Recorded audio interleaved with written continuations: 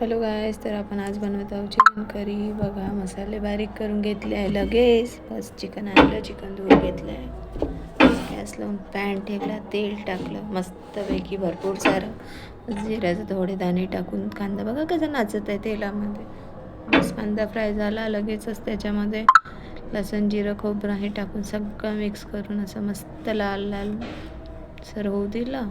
बघा कसं होत झालं आहे ना, बघलं ना. मस्त तिखट मीठ टाकून त्याला शिजू दिलं. बस टाकलं त्याच्यात लगेच चिकन. बघा कसं मस्त असं दिसतंय ना, शिजलंच आहे.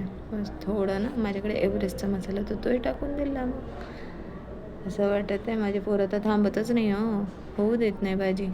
असं झालं आहे चिकन. बस सांबार टाकला मस्तपैकी, त्याला बाजूला ठेवला. मग बनवायला बसले नाचणीची भाकरी. माझ्या नवऱ्याला आवडते ना खूप, तर काय करणार, करूनच द्यावं लागतं. करता तर येत नाही, पाहिली करून. बघा केवढी मोठी जात भाकर झाली. पहिल्यांदा अशी मस्त अशी भाकर बनवली. बघा शिजतच आहे, मला कळतच नाही, पण असो. मग भाकरी अशी शिजली मस्तपैकी, अशी भरभर साज केला मी स्वयंपाक.